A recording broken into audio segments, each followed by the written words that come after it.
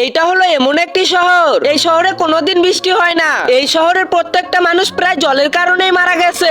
একদিন এই ছেলেটি টিউবওয়েলে এসে পানি তোলার চেষ্টা করছিল, কিন্তু সে হতাশ হয়ে বাড়ি ফিরে যাচ্ছিল। তখনই তার সামনে এক ধরনের ছাতার মতো আজব প্রাণী আসে এবং তার বালতি নিয়ে পালিয়ে যায়। সেই ছেলেটি ওই ছাতার পিছনেই দৌড়াচ্ছিল, কিন্তু সে ভাগ্যক্রমে ওখানে হোঁচট খেয়ে পড়ে যায়। কিন্তু সেই ছেলেটি সামনে তাকিয়ে নিজের চোখে বিশ্বাস করতে পারছিল না, কারণ সে দেখতে পায় ছাতার মতো সিঁড়ি হয়ে উপরে উঠে গেছে এবং সেই ছাতার উপর দিয়ে সেই প্রাণীটি লাফিয়ে লাফিয়ে যাচ্ছিল। সেটা দেখে সেই ছেলেটিও ছাতার উপর দিয়ে লাফিয়ে লাফিয়ে যেতে শুরু করে, কিন্তু সেই ছেলেটি দেখতে পায় সেই অদ্ভুত প্রাণীটি সেই বড় ছাতার উপর চলে গেছে। তারপর সেখানকার ঘটনাটি দেখার মতো ছিল।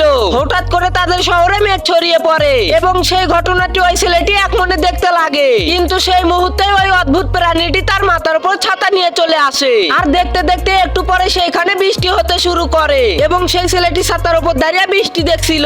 সেই ছেলেটি মনে মনে ভাবছিল সে যেন এক নতুন জীবন ফিরে পেল এবং সেই অদ্ভুত প্রাণীটি এবং ছেলেটির মধ্যে ভালো বন্ধুত্ব হয়ে যায় এবং তারা অনেক সুখে শান্তিতে জীবন যাপন করতে শুরু করে।